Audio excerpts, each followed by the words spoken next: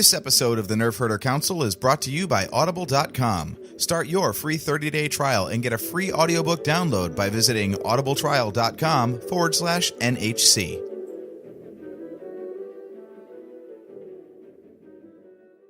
Warning: the following podcast contains irreverent humor, exceptionally nerdy opinions, potential cursing, and plenty of love for the prequels. If any of the preceding offends you, please turn off this podcast immediately, and may the Force be with you. Why, you stuck-up, half-witted, scruffy-looking nerf herder! You can't use that word! Only we can use that word! Leadership and obedience are the two legs on which a warrior's life is balanced. Without both, victory cannot be achieved.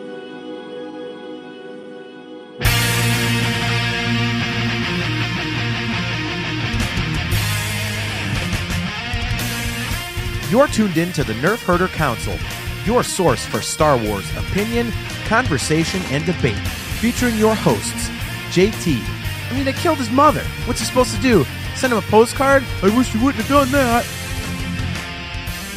AJ. Well, if you don't remember something you already saw, that does not count as a spoiler. That counts as you not paying attention. Steve. It's like what was it, Force Friday at Toys R Us last year? It's just everybody's normal, and then something about microphones, and everything's lit now. On this episode of the Nerf Herder Council, we review the recent Timothy Zahn novel Thrawn and discuss the character of Yoda. Did the prequel trilogy ruin the character or expand on it? This is the Nerf Herder Council.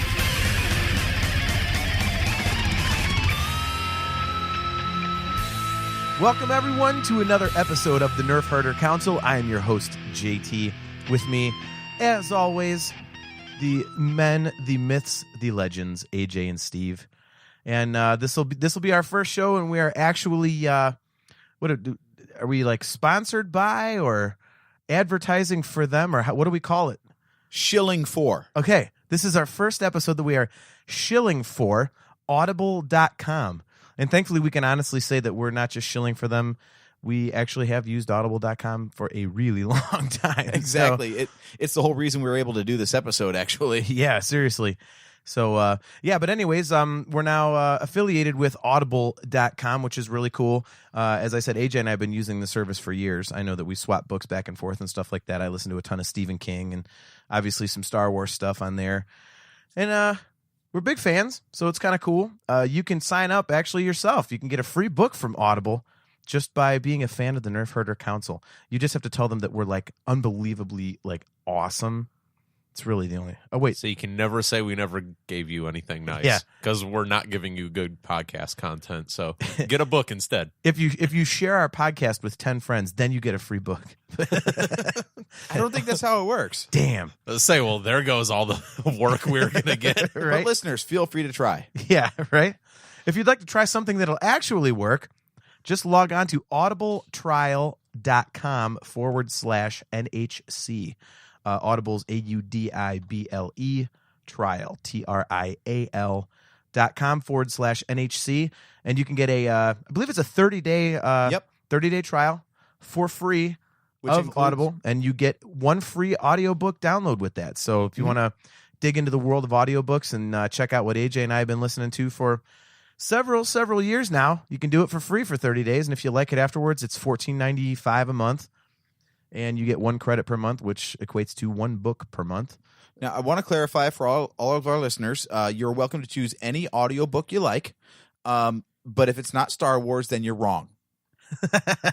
I don't know. I like some of the Stephen King stuff a lot, or Dan Brown. Yeah, I'm just so used to, the only reason I signed up for Audible in the first place was to check out Star Wars books, and I got used to that production level. So when I listen to any other audiobook and it's just somebody reading a book instead of like Star Wars, where you get like the sound effects and the soundtrack and all that, it's a whole production. Yeah. So like it was such a world changer for me when I go from like all these Star Wars audiobooks over to like, well, Stephen King, like I was reading Dark Tower to get caught up for the movie. Yep. And there's like, wait a minute, it's just a dude on a microphone reading a book to me. Yeah, so Star Wars is where it's at if you really want to be spoiled by production value. Yeah. Yes. I was hoping for Dr. Seuss. If you need audiobooks for Dr. Seuss, you're either really dumb or you're blind. You know what? You're being very judgmental right now. I am. I do not appreciate it. I am.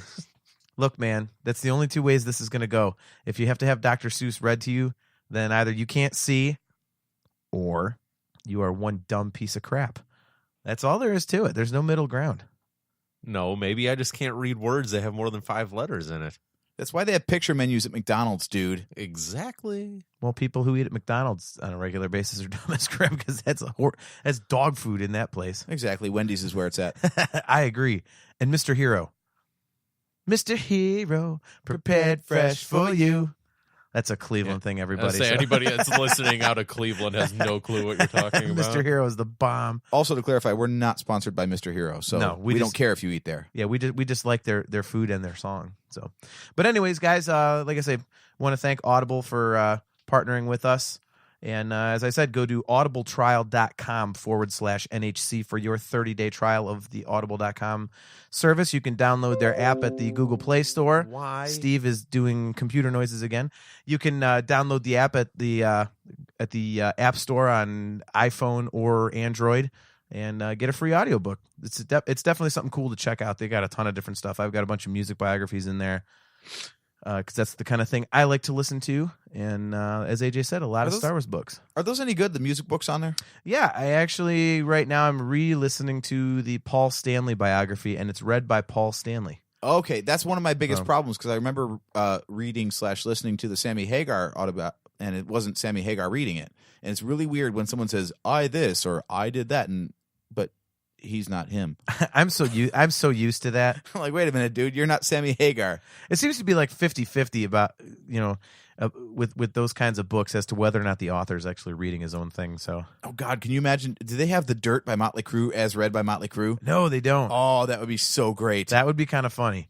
As soon as chapter 2 starts off with, yeah, I thought Nikki would never shut up. You're like, all right. Or have Ozzy reading his own book. I was born in Birmingham in 1941. Like, what in the hell did he just say? Like, holy crap. So, anyways, the audible.com plug somewhat ties into something we actually wanted to discuss first here tonight, because I finally finished the Thrawn book. So, kind of wanted to bring this to the table and clue Steve in on it. And now, this is kind of legendary, because as I understand it, is this your first Star Wars book that you've completed? No, I finished the Thrawn trilogy. Oh, you did read those? Yeah, and I finished those, and I finished what was the other one? It was Maul Lockdown. I got through that one. I've yet to listen to that one. It's good. It's real violent, which is cool, but at the end you're like, that was it. The problem is the book schedule is so flooded now that I keep using all. Here's the way Audible works, by the way. You get 1 credit per month, and the credit is always far less than the monetary price of a book. So, like, to buy a book would be $22. The membership is $15, and you can get any size book for 1 credit. You can get, like, I don't know if they got an encyclopedia on there, but if they did, it would be 1 credit. It would be like a huge bargain. Well, yeah, I'll give you an example. They had a Sherlock Holmes book, which AJ and I, our father, like, grew up reading that kind of stuff to us. He loves Sherlock Holmes like we like Star Wars. Anyway, there's a Sherlock Holmes book on there that has like every Sherlock Holmes story there is, and you can get it for 1 credit. Oh, I mean, it's like a couple 100 hours for basically $15. I mean, so you can do that, but yeah, every time my credits are all like spent on pre-orders already because of all the books that Star Wars still has coming out this year. I actually did that with what's it called? The Battlefront 2 book that just came out, Inferno Squadron, because I want to read that because the game's coming out in November, and now they've got the book about it by Christy Golden, and it ties into the campaign mode, right? Iden Versio, yeah. So I have to listen to that, and but yeah, no, I also got through Plagueis, as you know, because you and I are big fans of the Plagueis book. Yes, which that one, Steve, when you go to audibletrial.com/NHC to get your free audiobook and 30-day trial of Plagueis is a really good book. That is a really good book. It's basically about who Palpatine. It's about Plagueis. Well, yeah, no, it's basically about who Palpatine wrested control from. Yeah, it's officially Legends now, but I still consider it to be episode 0, really. Yeah, it's really what it is. It's kick-ass. It's a great book, but I finally finished Thrawn, and it's pretty good. I don't think it was as good as everybody said that it was, but I really enjoyed it. I thought it was cool. Okay, so what were your takeaways from the book? He moved up in the ranks very quickly, and they never really gave a reason why. The Emperor apparently took a liking to him, and they never say why. Basically, Steve, they find him as he's basically crash landed on this planet, and he's been there for a while, and he manages to sneak his way onto the Imperial ship. By the way, let me interrupt for a quick second. This is going to be spoiler filled for anyone listening. The book's been out for a long time, so we don't feel like we're breaking a news cycle by talking about plot details. Now you may continue. Yeah, sorry. So basically they come down to the planet's surface, and he stows away on somehow gets onto the Imperial ship, and then they catch him when he's up on the Star Destroyer or whatever, and somehow he gets in front of the Emperor and all this crap, and they put him in the Imperial Navy, and he's apparently the Imperial Navy doesn't like aliens in their ranks and stuff, so a lot of people are pissed at him. Excuse me. So the Emperor is just like, I like your gumption, boy. Yeah, exactly. Pretty much, yeah. We're gonna put you right up at the top of the ladder. Yeah, it's just basically he keeps moving up and up, and they make allusions to him being politically lucky and having friends in his corner. But Palpatine's in the beginning of the book and the end of the book, and that's it. And it never really explains why the Emperor liked him so much. But it happens, and it's how he becomes Grand Admiral Thrawn and all this kind of stuff. So it was cool. It was kind of like a spy caper almost, I guess. Yeah. The through line through the whole thing, because it covers a large span of time. It was a choose your own adventure book. Oh, wouldn't that be great? Yeah, right. Encyclopedia Brown. Please flip to page 33. But yeah, it covers a large period of time, and so it cuts through all the way from him being at the academy, right? First joining the Imperial Navy, all the way through becoming Grand Admiral at the end. Yeah. But the through line is he learns of this underworld boss, and for years upon years, basically throughout his entire career, he's tracking down this one underworld boss. Yeah, called Night Swan. Yeah, and he eventually, of course, triumphs over him. But the fact that it takes him that long, and he's basically the smartest guy in all of the Navy, he can out-strategize and think about things before anyone else can, that kind of stuff.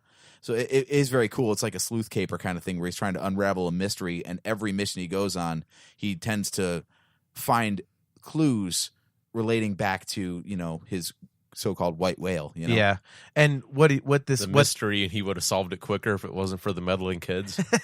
Exactly. See, I'm starting to nail. I'm starting to nail it all. You're getting it, man. Yeah, I mean, I don't need to read this.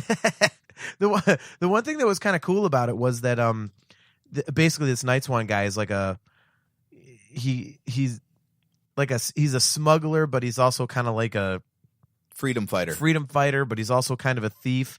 And so it's Han. He's basically a rebel. He's a rebel before they had a name for rebels. But he's also like a scumbag, like a Hondo Tanaka, where he's out for money, because a lot of the stuff Thrawn was tracking him through all these shipments of these rare metals and crap and all this stuff. And as the book goes on, you realize that he's selling it back to the Empire, and you realize that the Empire is buying it to build the Death Star. Yeah, it's basically, it's weird because Thrawn works for the Empire are the bad guys, but at the same time, Night Swan, he's a criminal, he's an arms dealer, he scams people for what he thinks is either for profit or the greater good, depends on which angle he's playing at the time.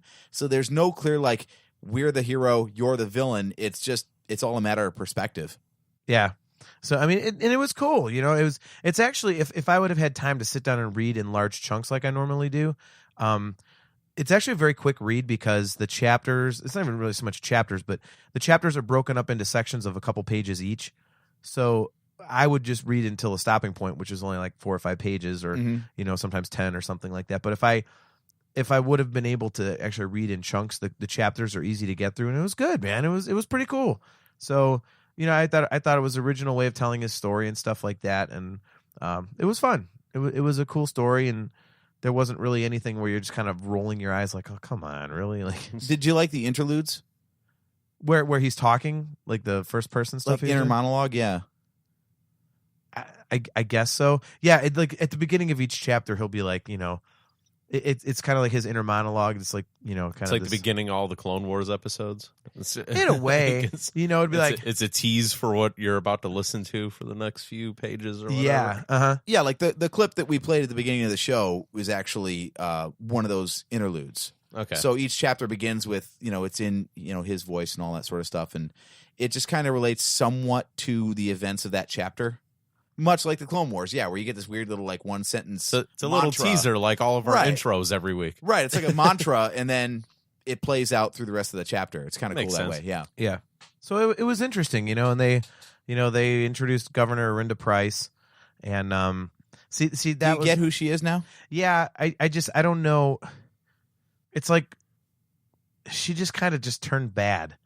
I didn't really like how they played that out, really, because she was kind of like a good guy, and then all of a sudden, like, she just wants power, so she turns into an a-hole. It was kind of a flipping the switch, and I wasn't really down with that. She got sick of being screwed over by people more powerful than her. Yeah, but I think it could have been played out a little better, because maybe I would have gotten that if I was reading the physical book, which I did buy. I started reading the physical book, and then I had so little time. I'm like, I'm driving all the time. That's when I downloaded the audiobook. So I did the first half in the actual physical copy, and the second half, the second half in the audible.com app, where you can go to audibletrial.com/NHC for your free 30-day trial of Audible and get a free audio download. Okay, so this is interesting. So you got half the book in print form and half the book in audio. Which one do you feel is, like, some people prefer one versus the other? What's yours? Honestly, with Star Wars books, it's really weird. Like, I really like the Star Wars audiobooks, because Steve, what he said is true. Like, they'll have like sound effects underneath the guy reading, right? And so if it's a battle, you hear like lasers going and stuff like that, and it kind of immerses you a little. Exactly, it's a performance, yeah, exactly. And they do voices. Yeah, the guy does great voices, by the way, but the guy is a little over at the top, and after, like, you get used to it. But sometimes it's kind of like, he's like, and he gripped the steering wheel and he turned to the left, and then there he was, and the shots were firing from everywhere, and then silence. I'm like, damn it, just read the book. Like, so, I mean, it immerses you, and he's very good at what he does, because he literally Chapter 5. Yeah. Seriously, that is one of the weirdest things. Every Star Wars book begins with "a long time ago in a galaxy far, far away," but the guy reads it differently every time. Okay, that is my one complaint. I'm glad you brought that up. A long time ago in a galaxy far, far away. Yeah, I hate that. It's just like a long time ago in a galaxy far, far away. He's got to be like, a long time ago in a galaxy far, far away. Stop it! Oh, come on!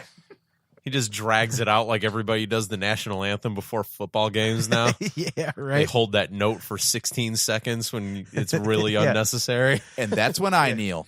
Whoa, say, can you see? Cut it out!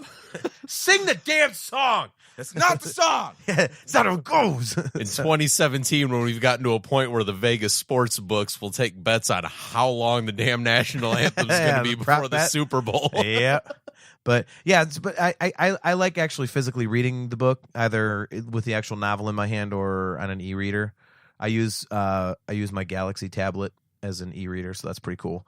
So I mean, I like it both ways. I wouldn't say I have a preference, but I'm kind of old school, where I kind of like having a book, I suppose. Okay. But, it's not like it's so overwhelming that I'm not going to listen to audiobooks, which you can download at audibletrial.com/NHC and get your free 30-day trial of Audible and get a free audiobook.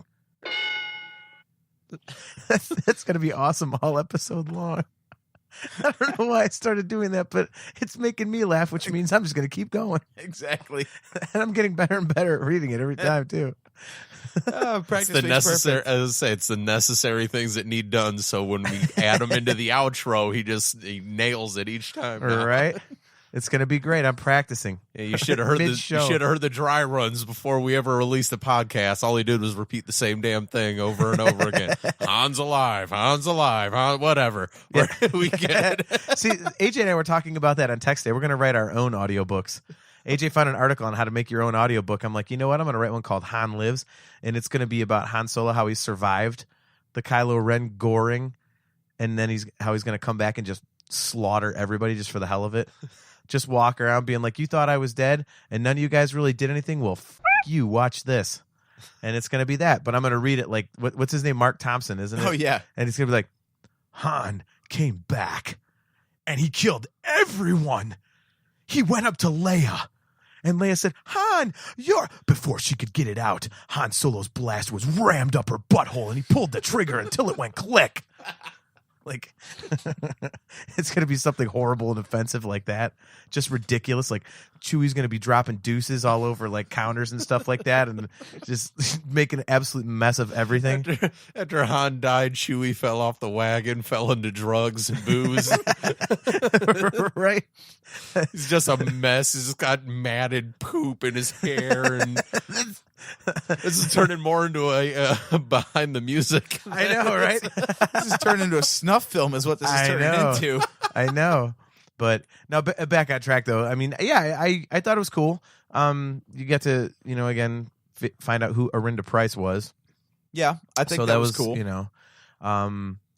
The fun part about it to me, Steve, is that like they mention all these alien races, and you're like, what the hell? So you go to Wikipedia, and you can see what these creatures actually look like, because you get all these goofy, like, oh, he had fur sticking out of his ears, and he had like 8 stalk eyes. You're like, what the hell is that? And then you go on Wikipedia and you look it up, and you're like, oh, that's what that thing is, like in all the alien scenes and stuff. So it's kind of cool that they put like a race and a description to these things you've already seen in the movies. So it's kind of cool how they do that. It's kind of cool. And I will say this, and it seems like they've done a good job of this even in the books I haven't read, like the Aftermath trilogy or whatever it's called. Mm-hmm. They're filling in the blanks, and they may be doing it a little excessively, but they're doing it very creatively, and it's pretty interesting. Yeah, I like, this was clearly a story just about Thrawn giving insight into his character and Price's, but like you said, throughout it all, there's these little nuggets of Death Star hints. Because in the time period of which this story takes place, the Death Star is being built. Yeah. So it's not a focal point, but it's there in the background, and they just drop a little bit there. So if you've read like Catalyst, for example, and you get like all about the Death Star, then you read Thrawn, you're like, oh, okay, so some other people in the galaxy were paying attention to this at the same time. Yeah, basically Thrawn uncovers this as he's finding out about Night's One, and then at the end he kind of says, yeah, I know you're building something huge, and you're calling it the Death Star. And the Emperor's like, so how'd you figure this out, So it kind of it's pretty interesting. It's they all seem to tie into the greater story, and it's almost like spokes in a wheel. Mm-hmm. It's like this book will tell this one, and then this book will tell this, but it all ties back to like they're in that original it's all going trilogy on era at the same time, and it all just kind of culminates. Yeah. I can't speak tonight. All in the same thing of ending in episode 4, right? Steve, you know what would help you pronounce difficult words like that? Is if you listen to Audible.com, if you listen to audiobooks, if you listen to audiobooks on audibletrial.com/NHC, where you can get your own 30-day trial of audible.com and a free audiobook download. No, it wouldn't help, by the way, because I would still be just as dumb. No. But at least you would sound at less least dumb. I would have audible.com / audibletrial.com/NHC, where you can get a free 30-day trial and a free audiobook. And it doesn't just cross over the books, it crosses over everything else too. Like, I didn't realize until like very close to the end of the story that it's taking place, it's actually crossing into the Rebels timeline, so where Thrawn comes in a couple seasons later into the series, and so does Governor Price. Really, she's not really much of a factor in the first couple seasons, then she comes in like season 3. Thrawn's off doing his thing, and then like they kind of like meet up at the end of this book, and she's like, "Hey, I got this problem on Lothal. You want to go kick some rebels' ass for me?" So like it basically introduces how he came into the Rebels series that way, all right, without directly referencing Rebels. Yeah. So at least they do these things and they tie together, and it's not all. They really don't handle any of that kind of stuff heavy-handedly, I would say. Right. I thought they do it pretty tastefully, which is cool. Which has always been one good thing about Star Wars, because it's probably because of the fan base, because we are the people that will listen to Thrawn, and if it doesn't coincide with him showing up at Rebels, it's like, well, this doesn't match, blah blah blah blah blah. Like, we deal with that, we talk about that kind of crap all the time. So it's like they really get their homework done correctly to make sure this stuff lines up with as little gray area as possible on these things. Yeah. So, and it's funny you mentioned that, Steve, because that kind of leads into something I wanted to talk about tonight, which involves character arc. And hey, look at that. This involves the character totally of didn't Yoda. do that on purpose either. I'm getting better at segues and stuff. I hear a little piece of bait and I rise to the occasion. I chomp on it and away I go. And you know what's great about character arcs is that you get so much more time in a book format to really like delve into what makes a character tick. Yeah.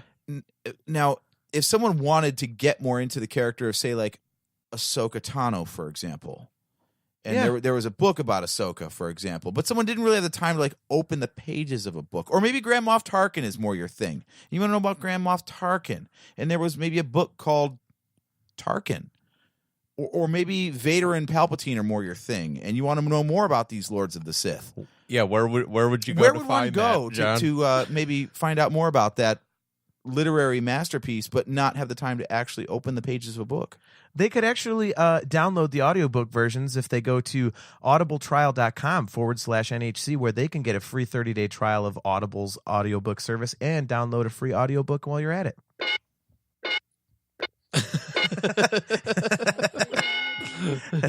Oh, by the way, before we get to the topic, I do have to mention this because I know you guys are making fun of me for this.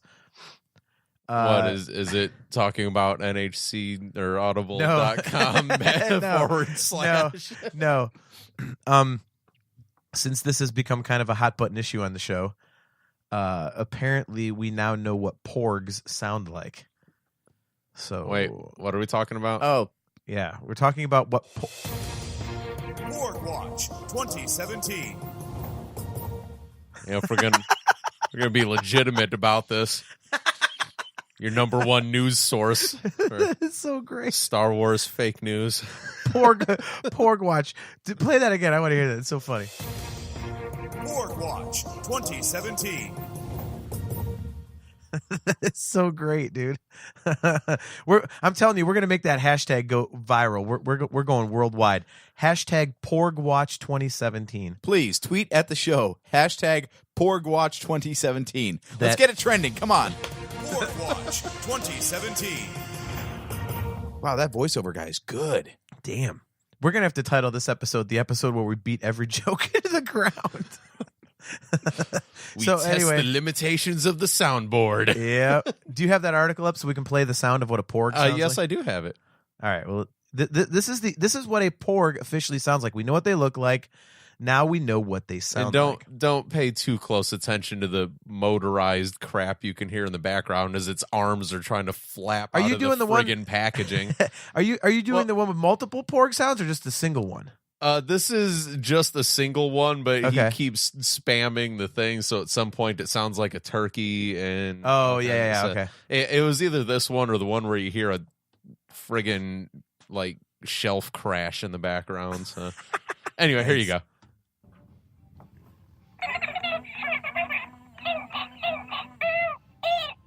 Sounds like a dildo. Dude.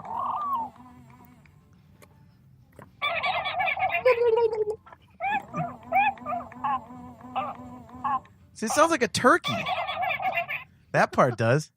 A turkey or a seagull, yeah. It's just like random bird noises. Yeah, I think that's what they did. They just went to National Geographic and they just got a bunch of rando bird noises. And Wouldn't it be great if that's what they did? They finally ran out of time. Like, we spent all the budget, but we don't have a sound for the pork. Just put in bird calls. They had dude. like 4 bird call sounds potted up on Audacity, and it actually played all 4 of them overlapped on each other, and they went, "That's it." It's like the cheapest sound effect ever in Star Wars. They were just like, "Go for it, man. What does it sound like?" Perfect. Yeah. Let's put it in the movie, guys. And that's a porg. And end scene. Yeah, and out. Matt Wood's sitting there after an 18-hour day. He's just got his head in his hands on his desk, like, God, what the hell do these porgs sound like? And like intern comes in, like, dude, they're birds. Just give them bird sounds, He doesn't even try. right? Well, come on. I mean, Bistan from friggin' Rogue One, they nicknamed him the Space Monkey, and what does he make for sounds? Monkey sounds. Yep. They're in like a screening of The Last Jedi, like to go over like sound levels and all this stuff, and they're like, they can't wait to hear what a porg sounds like. They come on screen and it's just a standard everyday bird sound. Everyone in the room It's turns a standard wild turkey. Yeah. Everybody in the room turns real slow and stares at Matt Wood with that look on their face. It's like, really? And he just stands up and goes, "F you." It's in there now. Yeah. You want a better sound? You go make one. Oh, that's right. You can't work Pro Tools. Up yours. It's a bird. This is where we need Detroit Rock City, AJ. That's no bird. So from what we gather from the toy, it sounds like a dildo bird. I guess so. I mean, seriously, does Ben Burt just not want to come back to work at ILM or something? I mean, if this is what they're doing for sound design now, what the hell? This was his 2-week notice.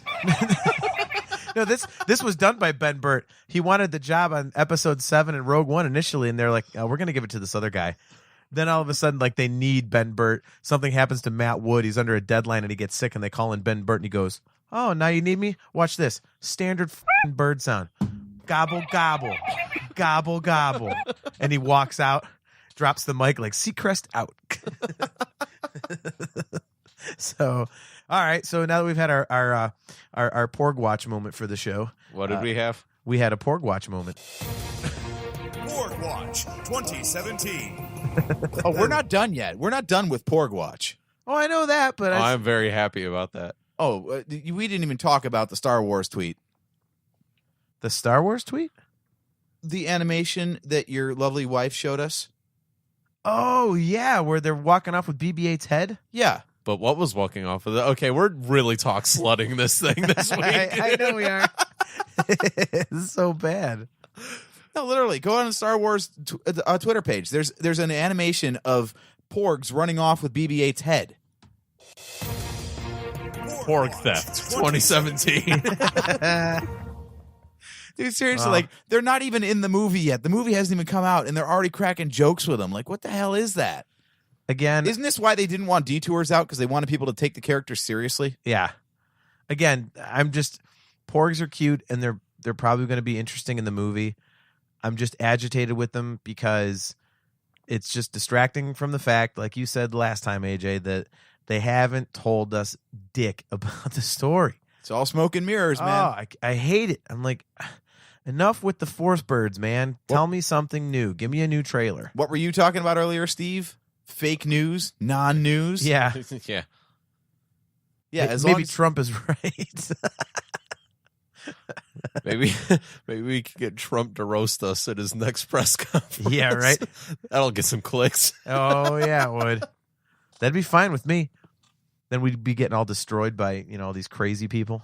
Whatever, listens or listens. Hey, Yeah, and right. if I see a tweet with the hashtag of POTUS at NHC podcast, that'd be awesome.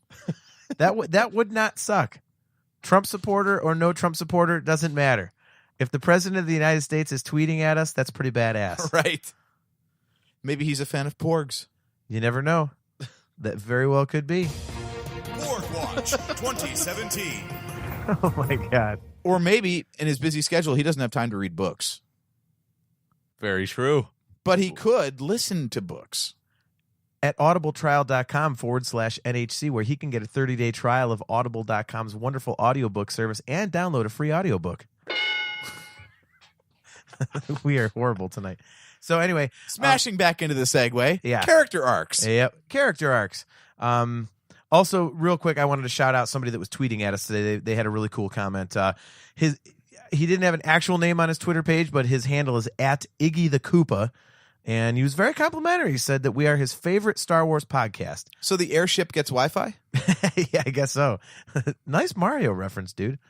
But yeah, so he said we are his favorite Star Wars podcast, and he, hopes that we can blow up and stuff like that and get bigger. And so I thought that was very cool. So Iggy the Koopa, we really appreciate the kind words and everything. It's awesome of you to say so. And my apologies for stepping on your head 3 times, but I really needed the scepter. You are all about the Mario references. But so back to the segue. I was I don't think it counts as a segue anymore. Not really. It was, and then we got sidetracked again because that's what we do on this show. We get sidetracked. What did we get sidetracked by? No, we've done it enough. We are not doing it again. Doing what? I can't. I'm done. Oh my god, this is gonna be one long commercial. So, I was actually reading an article about Battlefront 2, and it was on StarWarsNewsNet.com. And I was looking in the comments section, and the first comment was ignorant as hell, and it pissed me off. So I kept reading. So there were a lot of them. Welcome to the internets. Oh my gosh, I swear to God. Before we get into this, it's like I basically what I did is I read through like a fan conversation in a comment section, and there were some very interesting points, and I wanted to bring it to the table because it kind of got me thinking. But a lot of these guys comment, and they're just destroying Star Wars. I'm like, what are you on a Star Wars page for? You obviously are just crapping on Star Wars. Why? What are you doing? That's the most ass backwards thing I've ever seen. But that's what the internet is for bitching about the things you love. I don't get it, man. I don't get it. Like, this guy Cricks. It's for ats. It's for mentions. People troll just so they can go, look, I got 673 mentions today on my Twitter. It's so stupid. Yeah, this guy Cricks basically started it. It's CRI and then 4 X's, and it's just like, whoever this guy is, I'd love to find him and just hit him with a car. But so it's, it was the... Unless he's a listener of the show, then we love him dearly. I'd still hit him with a car. I'd just throw a porg at him. Don't even do it. If he's watching. Right? For a porg. So the Battlefront 2...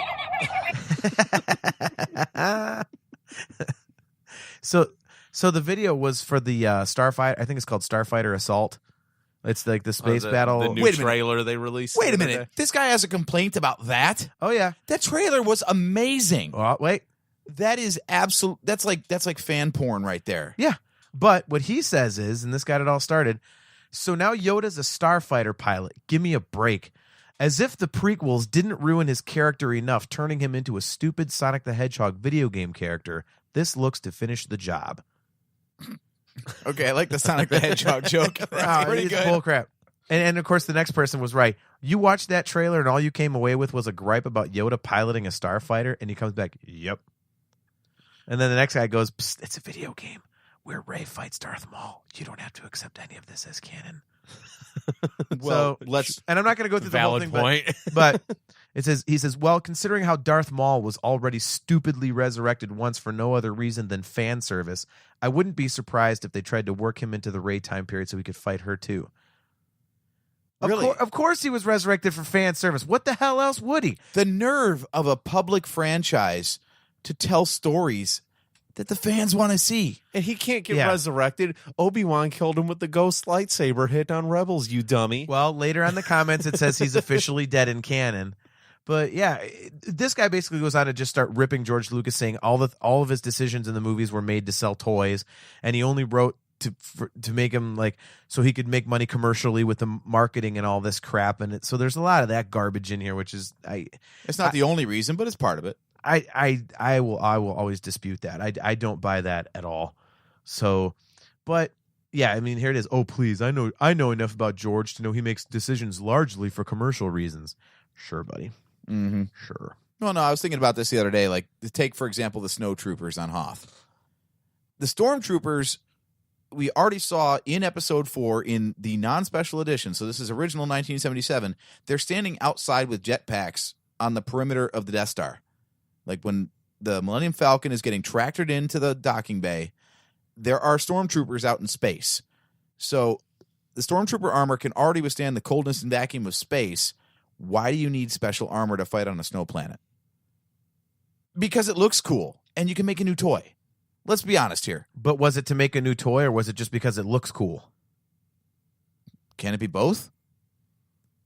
I'm good with it. I'm totally good with it. I'm not bitching about it at all, because I will eventually have one of those costumes. That's going to be another set of initials on my forearm. Yeah, right. But there was no reason to invent a snowtrooper. The stormtrooper could already do everything. Okay. They made a new outfit because people wanted to see variations. And once you have variations, then you can make a toy of it. Steve, what do you think? I don't think he did it specifically for marketing. I just thought he did it because it looks cool.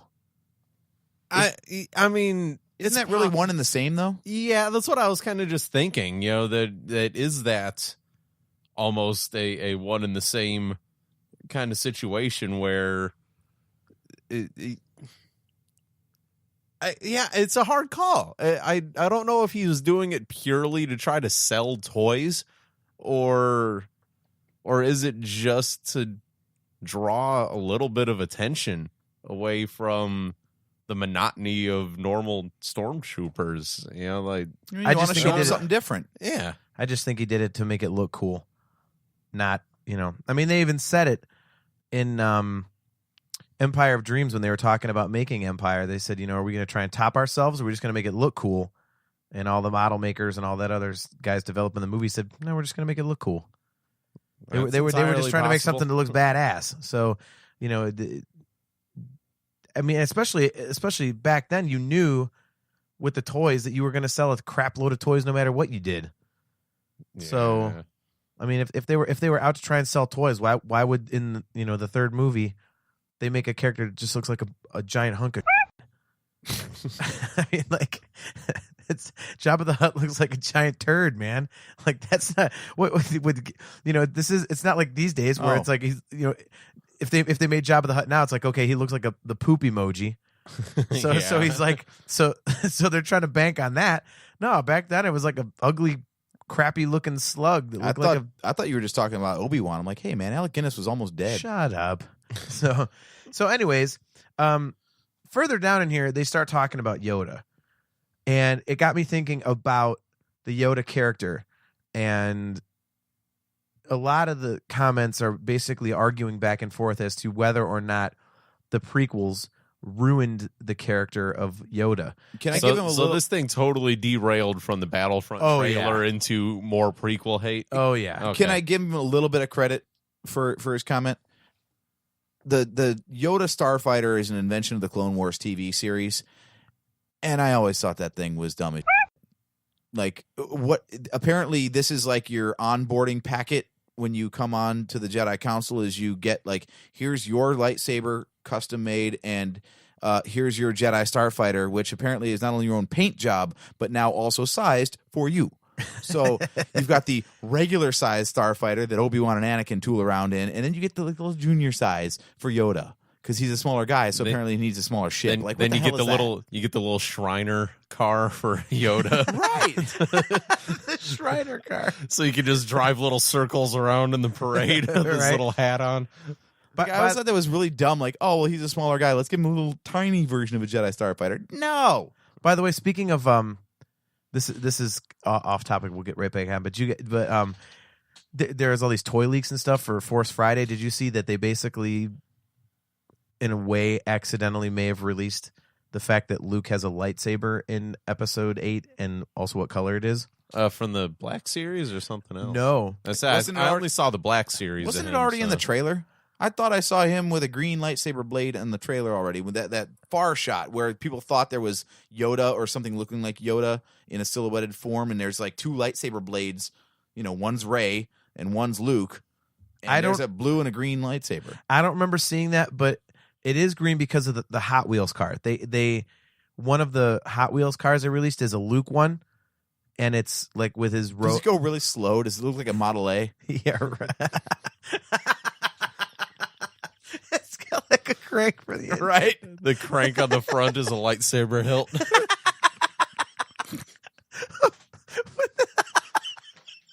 I'm just picturing that now.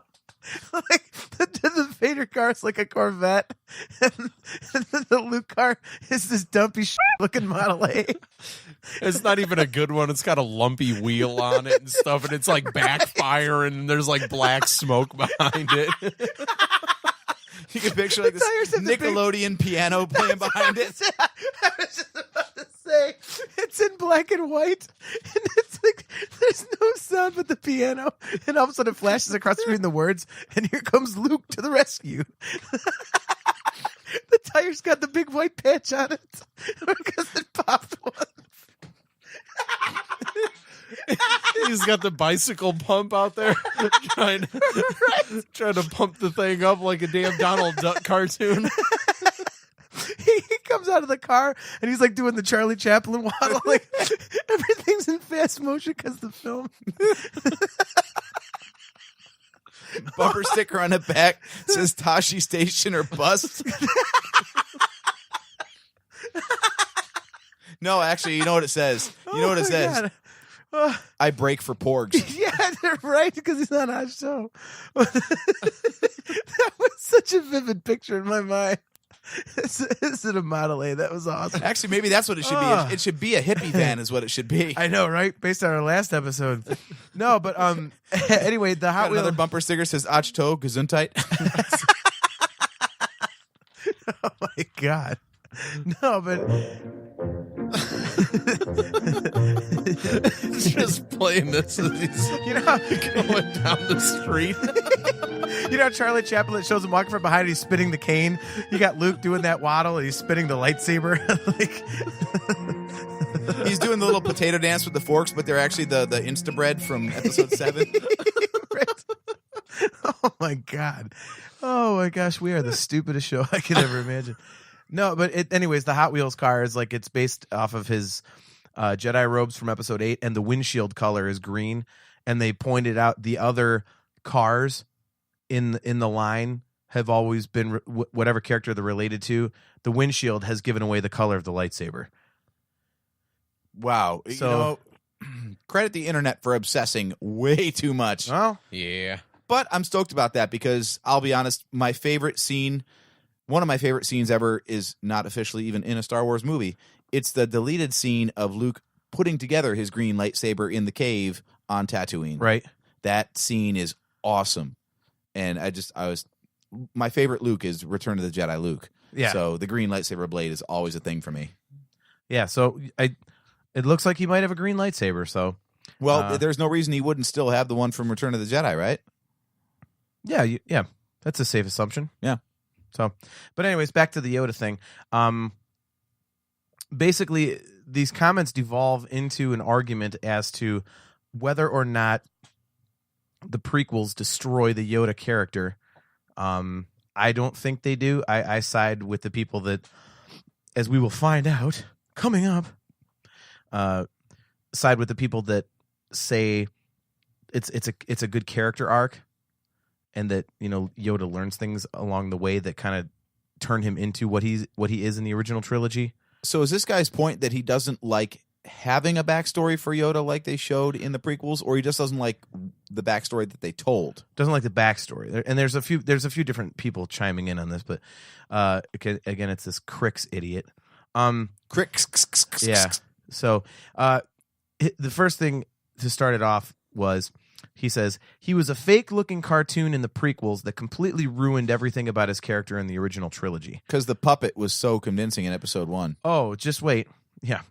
And then he said, somebody said, ruined how? He says, it was ruined because it turned him into an idiotic video game character contradicting everything he taught Luke in Empire and the nature of his character. And then the guy comes back and says, but you know what an arc is? Like, a character starts in one place and changes over time. So Yoda had to go through some bad stuff in order to get to the place we see him in Empire Strikes Back. That's storytelling. Dave Filoni actually talked about this. Did he? Okay. Because then that Crix guy says, you would think that at 900 years old, being a Jedi Master for 800 years, you would learn some of those life lessons and wise truths earlier on, not at year 875. And I'm like, okay. How often does a galactic Clone War break out? And that's actually a point somebody made. They said, dude, he went through like an entire war and fought Sith Lords, excuse me, Siths. Yeah, right. So, but he fought Sith Lords and stuff. That's gonna be your new Twitter name, Sith SSS. Right? And that tends to change you. And then other people came back and said, well, he's 900 years old. He had to have done that before, or did he? I mean, it's kind of implied that, yeah. Maybe it took a while for his Agent Orange to kick in. Well, actually, no joke. Here's what we don't know. We don't know when the Mandalorian War took place. That's officially canon. They referenced it in Rebels. That's where the Darksaber came from and all that kind of stuff. Okay. So the Jedi did go to war with the Mandalorians at some point, but it might have been like 1,000 years ago, like right before Yoda came to be and became a Jedi. So yeah. He might have missed it, actually. I don't know. All of this is is where Star Wars Explained probably already covered this, and I just haven't watched enough of his videos. Okay. Great YouTube series, by the way. Yeah, I mean, here it says, Yoda was devoted to the Jedi Order, and as the prequel trilogy showed, the Jedi were wrong about many things. His entire worldview was shattered by those events. See, like, I get where the guy is coming from to say that, well, if he's 800 years old, why is another 20 years going to all of a sudden change him into some dude that's trying to kick ass in episodes 2 and 3 into this, like, mellow kind of, I can't. We should reach out. Okay, we got to try to get in touch with this guy and have him explain himself, because this is the crux of the end of the entire Clone Wars series. Yeah. You've seen it. Yes? You've seen the final episodes of Clone Wars? Oh, wow, you haven't. Okay. So the Yoda arc that ends season 6 on Netflix, which I don't know if that's still going to be available after September 7th, by the way. Interesting. I'll have to go watch. The series itself is going away. I got a notification when I watched an episode the other day, but I don't know if that means that the Netflix exclusive season is also gone, or just the first 5 that were produced before Netflix got their hands on it.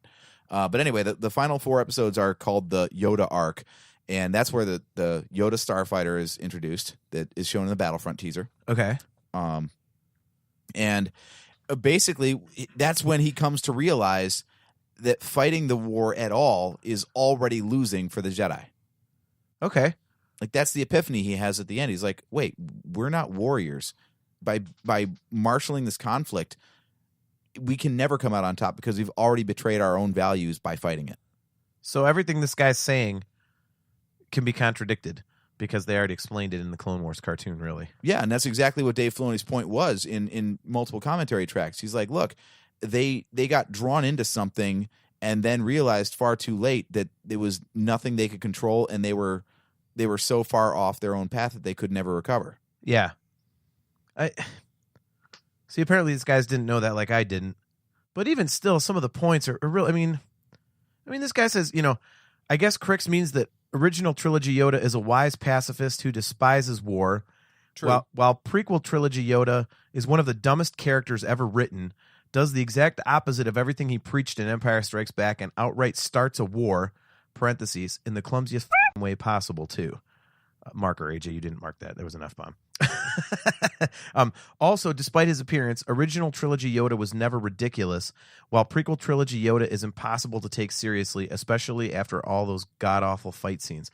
What is wrong with the fight scenes, man? That is cool. OT Yoda was a jerk, and it was awesome. You remember? Oh, can I get your ship out? Yeah, right? He was great, man. Yeah, he was like just toying with him. I mean, I don't know. I mean, looking, found someone you have. You do that well. So, I mean, what did you guys think about Yoda in the prequel trilogy? Did it alter the Yoda character, your perception of him? Or were you just kind of like, yeah, he's like an all-powerful Jedi, so this is what he would have been doing when the Jedi were at their galactic peak? I mean, I never thought about the stuff these people are mentioning. I never put that much thought into the Yoda character. If you're some Yoda mark the way you are with with Han, maybe you put that much merit into all that stuff, but I honestly never never put 2 seconds worth of thought into what the hell I thought about the prequels doing to his character from the original trilogy. It was just Yoda to me. See, and that's what I thought too. I never looked at it as, oh, well, this is, I mean, when you see him start fighting, I was more like, oh, this is pretty cool. Because you always wonder, like, can he just get by on just using the Force and being mellow all the time? Like, is that what he did? And then you see him fight, you're like, oh, that's cool. He fights. Well, that's okay. I've always had a problem with Yoda fighting. And I've told you this before. When you reach a certain level of Jedi Master, I feel like you're beyond the use of that stuff. And especially because Mace Windu was supposed to be the greatest swordsman in the Jedi Order, the fact that Yoda could hold his own against Dooku seemed kind of weird. Like, he should have been at a disadvantage in a lightsaber duel against Dooku. What if Dooku sucked? Well, that's true. Dooku might have sucked. And also, I never thought about it that way. But he anyway. does say obviously this cannot be decided through our knowledge of the Force, which is bullshit. You're fighting Yoda. You're going to test your Force skills against Yoda, and you're going to hold your own? No, Yoda is the greatest wielder of the Force in the galaxy, except maybe Palpatine. That's why that fight made sense. That should have been an even battle. But Dooku should not have been at Yoda's level on use of the Force. I can see him being above Yoda in use of a lightsaber, though. Yeah, because it seems like wielding a lightsaber is a lesser skill. So if you're awesome with a lightsaber, it's because you're not as good at the other stuff. I could see that. I never really thought of it that way when it's we're equal at the Force. I never really thought about it. But as far as the rest of it goes, like once Yoda stopped clowning on Luke and like got to be serious Jedi Master, it pretty much lines up perfectly with how he was in the prequels, as far as I'm concerned. That's what I thought. I mean, to me, his philosophy had changed, but his demeanor and like his mannerisms and the way he approached everything and thought about stuff was still the same. Like, he realized after the events of the prequels that his approach was wrong, and then he changed it, and that's who you get in the original trilogy. Yeah. But it wasn't like a seismic shift in the character. It wasn't like, frat boy Yoda partying it up in the original in the prequel trilogy, and then all of a sudden he's old beaten down Yoda in the original trilogy. It's like, no, he's always introspective, thinking of things on a deeper level than outwardly seems apparent. Never like outwardly like giving answers, more like with Luke, he kind of pushed Luke in a certain direction to like think a certain way and decide things for himself instead of being like, this is what this means, this is what this means, this is what this means. He's like, no, like, I'm going to give you some vague stuff. You're going to stew on this for a while and come up with what you think about it. And, maybe if you're wrong, I'll tell you about it. Like, oh, you can't lift that X-Wing? Maybe you can lift that X-Wing, okay? Yeah. Well, I mean, you got to figure it's kind of a different training philosophy, too. I mean, back during, the Clone Wars and the times before that, there was a crap load of Jedi, and it was like going to school.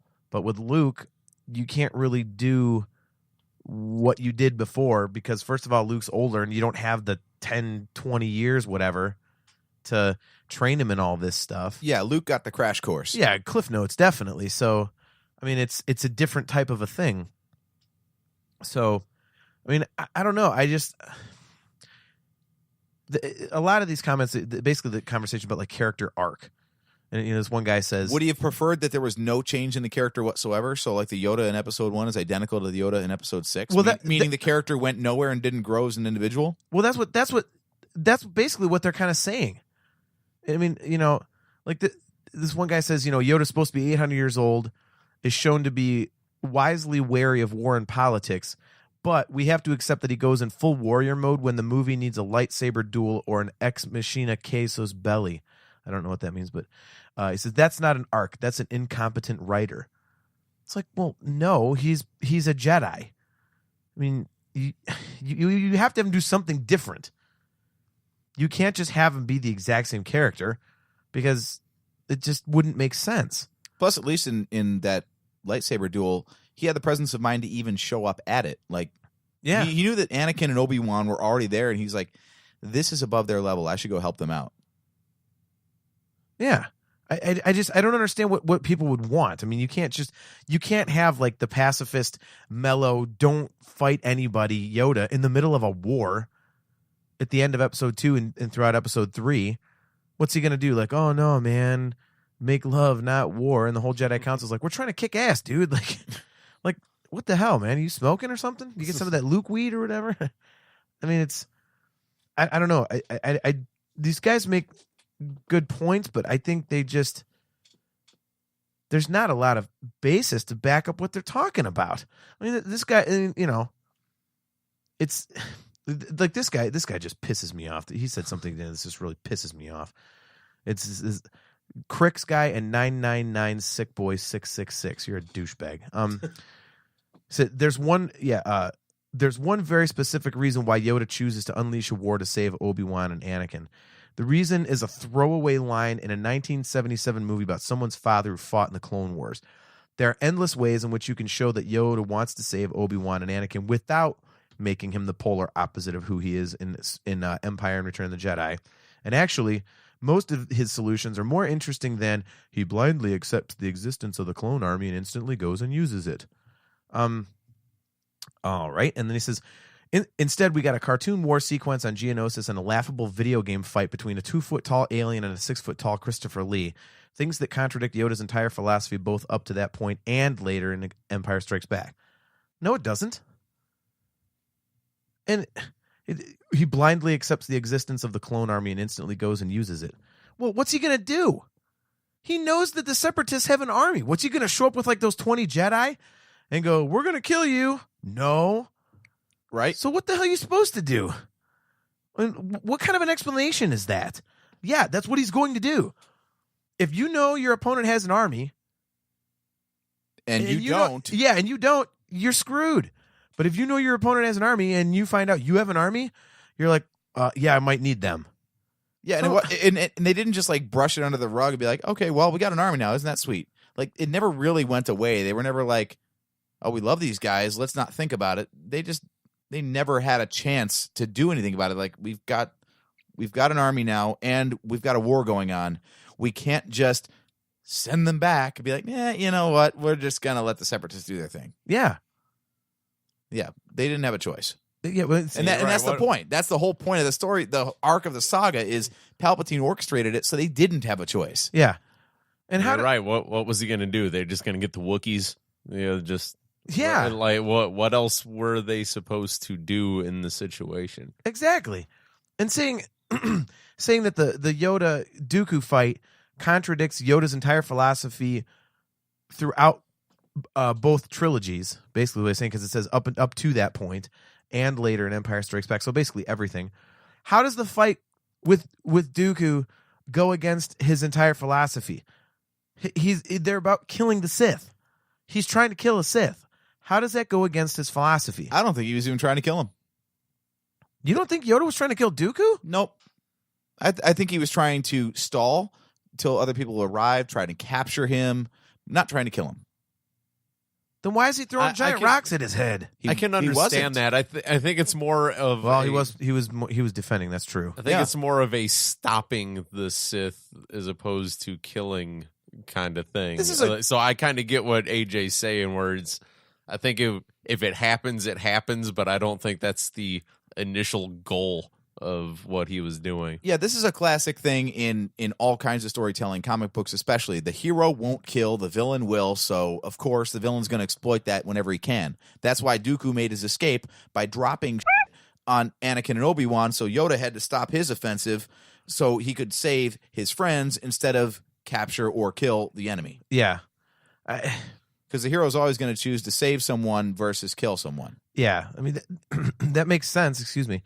That makes sense, but... And that's true to Yoda's character, too. He's going to choose the compassionate route and save someone rather than worry about killing someone. He'd be like, you know what, I'll deal with that later, but right now I have to save these people. To me, him hacking at him with a lightsaber kind of just says, yeah, I'm going to take your head off. Ooh, I just thought of something, too. Jedi aren't supposed to have attachments, right?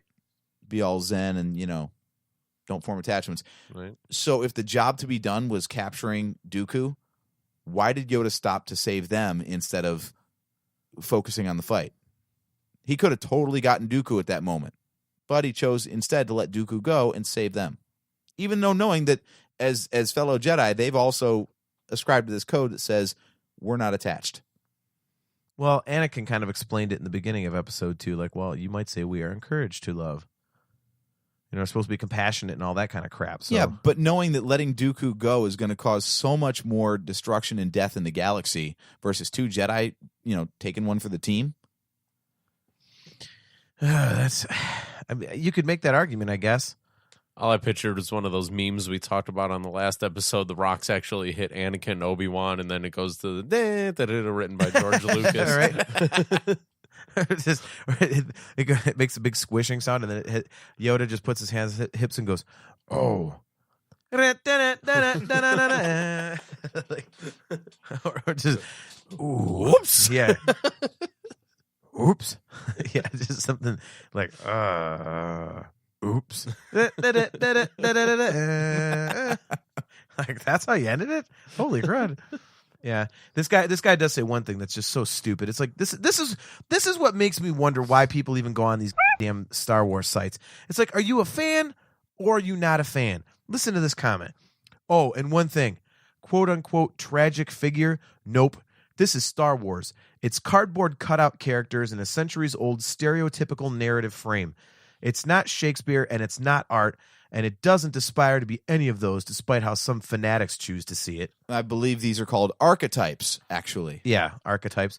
And this comes from one of the same guys that has clearly watched all the movies to develop this.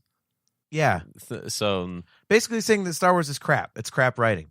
Well, then why are you watching it? Why have you watched it to the point of being able to carry on this kind of debate then? Yeah, like if it's so crappy, what the hell are you doing there commenting on it? I know everything about this terrible You shouldn't even know who Yoda is if you like how it's somebody that was losing an argument and is going for the lowest hanging fruit, the easiest argument. Yeah, it's just like politics nowadays, where it's like, well, people want to complain about Trump, and they just go, they're losing the argument, and they go, well, you voted for him too. Like when you have nothing left, and that's like the one Hillary thing. Clinton was a criminal. Yeah, the emails. She was no better. Yep. It's like it's, man. It's just that last bullet in the chamber that you're like, well, crap. I got to pull this one out. Yep. Now, and so back to the Yoda part of it. This guy Crix, I swear to God, I don't know what is. It's just like you said, Steve. Standard issue. Reset. It's just like you'd you be said, able to Steve. say words if you went to. I'd be able to talk better if I would go to audibletrial.com/NHC, where I could download my own free 30-day trial of the audible.com service and get a free audiobook download. No, like you were saying, Steve, it's just standard issue prequel hate. He says they're talking about the look of Yoda. So now it's not enough to just bag on the fact that that the prequels crapped on the character of Yoda. Now we're going to say it looks like crap. So they found one more in the chamber. Oh yeah, exactly. I mean, he says they were the comments kind of jump around, but basically someone said CGI green screen Luke. He's saying that the CG Yoda is talking about CG Yoda now. He says it was terrible because the puppet was badly. Well, no, okay. He's talking about the episode 1. The puppet episode 1. Okay. Which is awful. Okay. But he says it was terrible because the puppet was badly sculpted and didn't look anything like the Empire puppet. True. Which is still better than cartoon digital Yoda. They look almost the same. Yeah, I thought that. I mean, it's just like trolling for crap. He says, I'm saying that the Empire puppet still beats the unconvincing CG cartoon Yoda.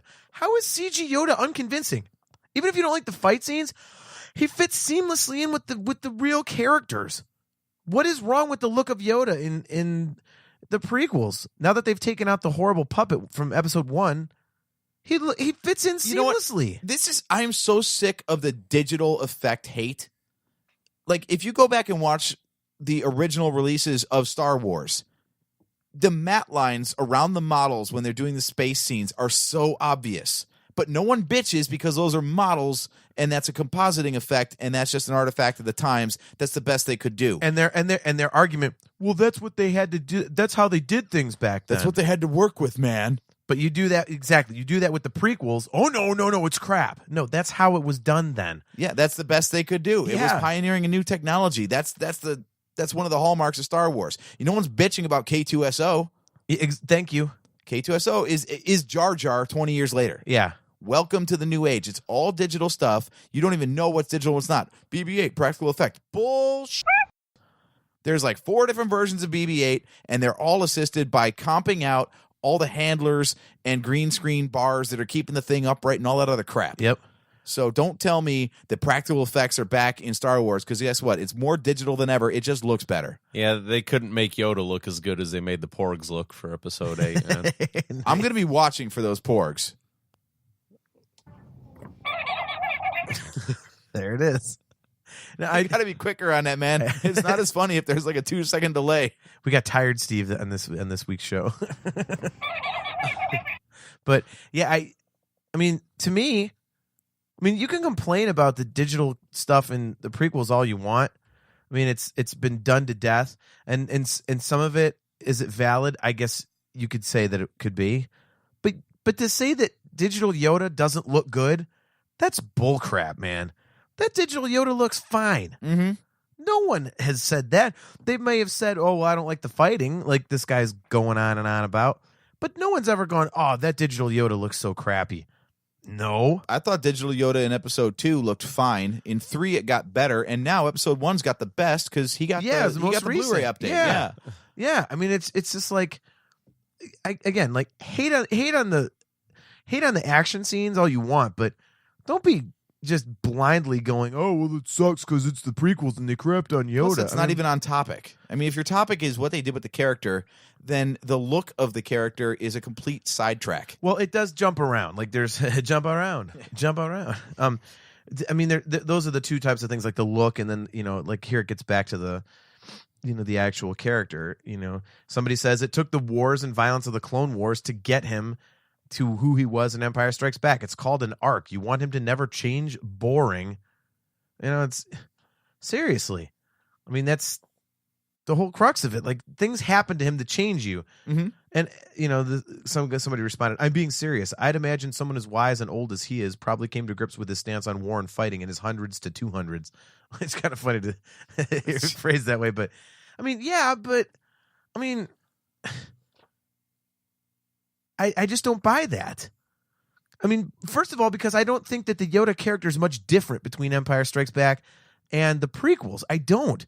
It's just he was in the middle of a war and he had to do certain things. I mean, you're not just going to lay down. Right, and he was never cool with it. He was never like, "Yeah, let's go kill some people." Yeah. It's not like he was a conscientious objector, like Smokey in The Big Lebowski. Right. You know what I mean? Like, I mean, he was doing what he had to do. I mean, he knew what he was up against. They were feeling the presence of the Sith. So you can't just pull out of a war because the enemy's just going to come in and try and crush you.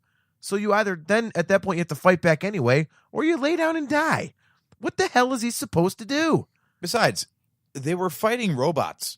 It was a droid army. Yeah. I mean, except for a few episodes of the Clone Wars, they were very rarely fighting actual living sentient beings. Slaughter all the robots you want. Who cares? Yeah. The only living creatures they were going after were the unknown Sith Lord, Dooku, and Grievous. 3 people. Otherwise, it was just smashing robots. I'm fine with that. I don't think any pacifist really has that much of a problem of killing war machines. Yeah. I mean, there were the Trade Federation and the Separatists were not out for anything noble. So, I mean, the Jedi were trying to keep the Galactic Republic together. They were fighting for the Senate. I mean, in a way, it's almost like a metaphor for the U.S. Civil War, which better not bring that up on this show because we don't want any monuments falling or anything. But I mean, it's kind of like what it was. I mean, it's really exactly what it was when you think about it. It was the Separatists who wanted their own way of doing things against the Galactic Republic, who said, no, the Senate kind of makes the rules and everybody follows those. And so you don't just lay down in the middle of a war. You don't. Yeah, especially because you're fighting a droid army. they have no compassion, so they're going to come in and slaughter your citizens. At least like the clone troopers weren't like, yay, we took over this planet from the separatists. Let's go murder all the population. Exactly. Right. It's like genocide. I mean, oh man, let me scroll for some other stuff in here.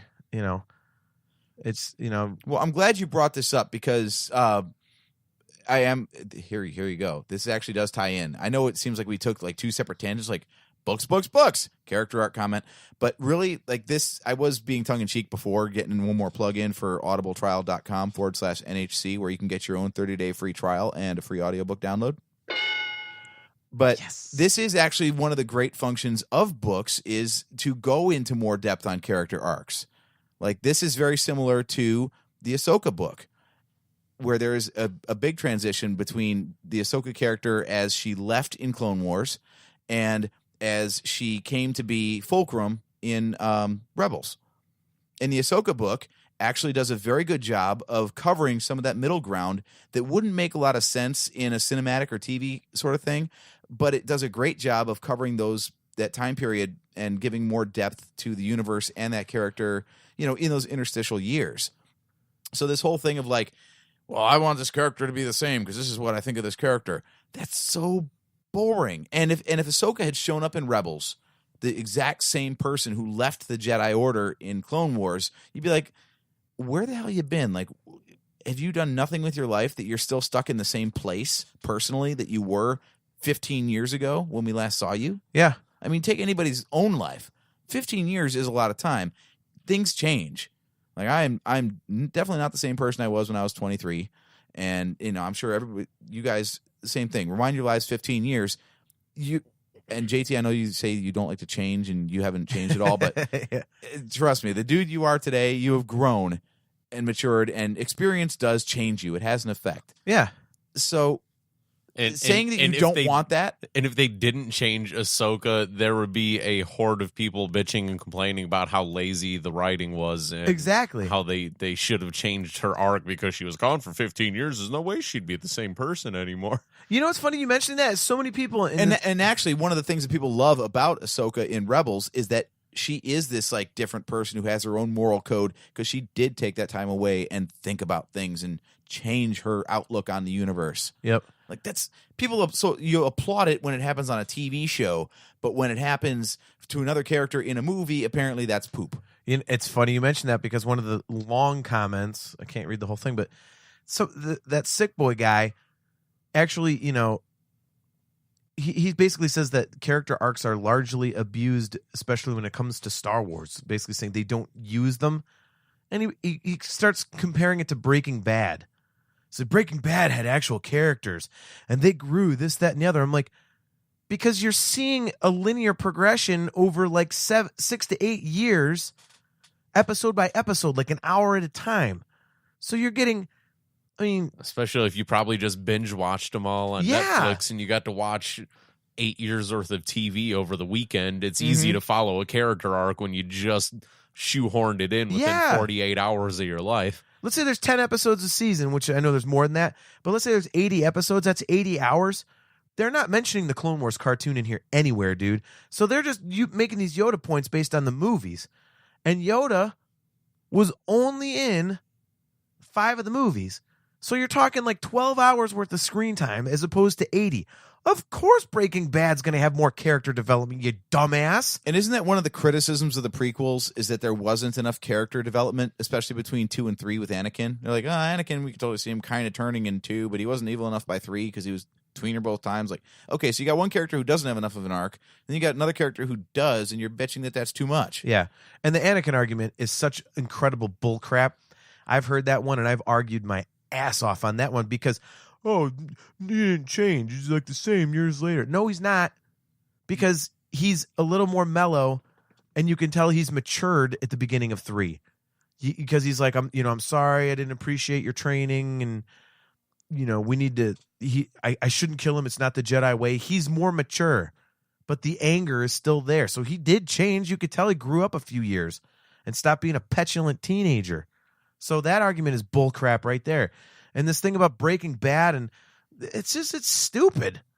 I mean, it's, and thankfully thankfully, there's a guy that put everybody in their place that was kind of acting like a jerk, because he made a great comment, a very short one. It says, "The point of the prequel trilogy is that the Jedi were wrong. Did that go over your head? Wow, I am stunned by the people who just don't understand Star Wars. You and me both, Uncle Deadly." Seriously. I mean, the prequel trilogy was basically the Jedi effing things up. Yeah. That's what it was about. Yeah, the misnomer, everyone thought that the prequels were about seeing the Jedi at the height of their power, but they were already off the rails, though. They were already off track. We never saw the Jedi at the true height of their power. We saw them at the height of their force, like, because they were out in force and had numbers, but they were already wrong. Yeah. And, like I said, like Yoda had to, as some other people had mentioned, Yoda had to go through the Clone Wars and fighting a Sith and basically the galaxy being ripped in two to get where he ended up in Empire Strikes Back. Mm-hmm. So I really didn't understand in all these comments where these guys aren't seeing that. It's right there. I mean, it's not even reading into things too much to be able to look at other parts of the Jedi storyline and put two and two together and see how Yoda got from trying to kick Palpatine's ass and being part of a galactic civil war to what he was when we met him again, quote unquote, in episode 5. Mm-hmm. It's right there. I mean, it's not difficult to see how that progressed. And so people saying there's no character arc, like, yeah, there is. Yeah, you want a guy with no character arc, Palpatine. There you go. Yeah, he seriously. starts out rotten and evil, and he just stays rotten and evil. Yeah. So what would fix the character arc? Another movie of just following Yoda around in his years of roaming around Dagobah and the swamps. Right. Yeah. Just beating sticks upon things and making gross looking food and going to sleep and everything. Yeah, right. He's going to levitate some rocks, too. Don't forget about that. Yeah, very exactly. true. And he's going to find droids to play drums on their heads and everything. Maybe Nice. he had a copy of the Journal of the Whills while he was there. Exactly. Quills. Well, I will end this episode with an awesome comment, which I completely agree with. Han Solo's alive. No. But Some guy really threw out off the rails during the argument. yeah, I mean, this is how you discuss things. And the internet would be so much better if people just get into this. How life would be. This guy does not agree with the people that are basically on our side, which is saying the character arc was fine. And this guy says, he was commenting back and forth with people, and he said, "We'll just have to disagree. We'll just have to agree to disagree on where we think Yoda should have been mentally. I feel the prequel trilogy didn't match the characters I watched in the original trilogy. You feel it's fine, a growth or arc for the character. Nothing we can do at this point." So yeah, it's just like, yeah, you think how I think how I think, and it is what it is. That's cool. And yeah. So I don't agree with his pacifism. I'm going to go online and tell him so. yeah, damn internet trolls. I just don't How understand. dare you be? Yeah. I just don't understand. There's so much, like, people they want to hate the prequels so much that they to put that project it onto Yoda. They're searching. Yeah. They're grasping for straws just to hate the prequels a little more. If there's anything that you could say that they got right in the prequels, it would be Yoda. You would think that's one of the main things they got right. Yoda and the character of Obi-Wan, like, those are the characters that we knew. They were just younger and could fight. That's really what it was, but they were still presented the way you kind of knew them to be when we first saw them in the original trilogy. So this whole character arc thing, We'll see how he feels after the Obi-Wan movie comes out. that'll be interesting. And I still wonder if they're going to do a Yoda movie. I hope not. I would like to see more Yoda, but I don't know what story they would tell. It's the same thing like with Han Solo. I love the character, but how much more do we need to see? Mm-hmm. So, Well, apparently a body. Otherwise, you're not going to believe it. hey, look, when the newest novel in the Star Wars canon comes out soon, which is called Solo Lives by author J.T. Drake, you'll see. You will see. It's explained. Where are you going to be able to find that? Will it be narrated by Mark Thompson? It'll sound like it was narrated by Mark Thompson. Will it take place a long time ago in a galaxy far, far away. It might. It just might. Or it might not. Dun, knows? dun, dun. You might struggle with the book.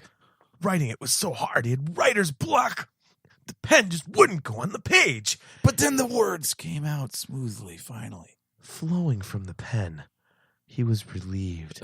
That sounds like we were taking a dump, doesn't it? It's like I don't know. All I'm not even going there. All I gathered from AJ is that he was trying to read that book as Randy Savage for a minute there. Ooh, yeah. Oh, yeah. We got a book here. We're going to read it for you.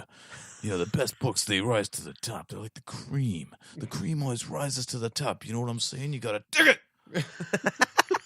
That's so funny. That sounded like him, too.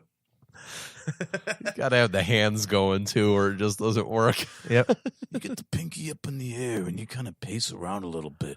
You belittle your girlfriend. You keep her locked up in the locker room because you know they're all looking at her. You know they're all looking at her. You know it's true. There's a little bit of wrestling history for you guys. That's actually true facts there. He did do that. So, anyways. Things got too real. Time to end the show. Time to end the show. So, anyways, guys, thanks for checking out another episode of the Nerf Herder Council. We want to thank Iggy the Koopa again. We appreciate him tweeting at us today. Appreciate the kind words. If you want to interact with us yourself, you can find us at NHC Podcast on Twitter. We do have our Facebook page. The website is nerfherdercouncil.com. You can hit us up on YouTube. You can leave comments there for us. All of our episodes are available there. To download us, you can find us on Spreaker. You can find us on iTunes, Google Play, Stitcher, all those fine podcasting places. Do not forget, as if you could possibly forget this time, we want to thank Audible. Just go to audibletrial.com/NHC. You get a free month of the Audible service, and you can download any audiobook of your choosing to see if you like doing that. One for the road. Yeah.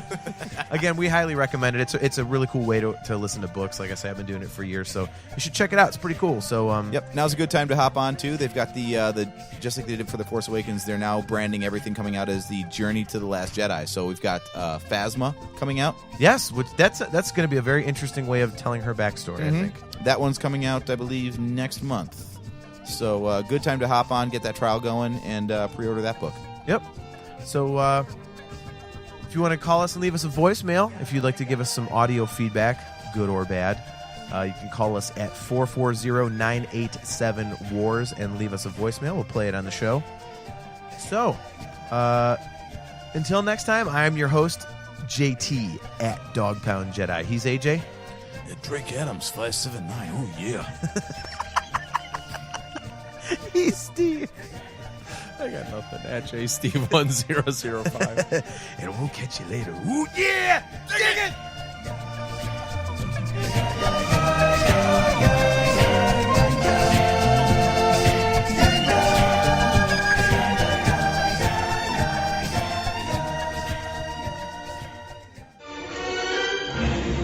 This bucket of bolts is never gonna get us past that blockade. This bucket's got a few surprises left in her. Plus, me and Chewie are on it. Ain't that right, Chewie? Hell yeah, you my Nerf herder. You my Nerf herder.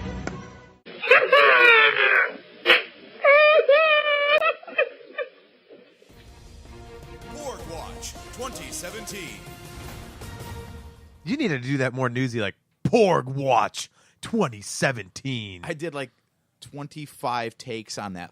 Okay, we'll do it live here. Porg Watch 2017. That music sounds a lot more useful in it than the actual news thing. Porg Watch 2017. Good Lord, you're hollering now. Well, you wanted it. There's just porgs running It's super not, fast through the you're grass. not trying to yell it. You have to sound all like it's serious, like the Fucking Porg Watch. Let's go to Ollie. How's it out there? They're Porgs. Space birds.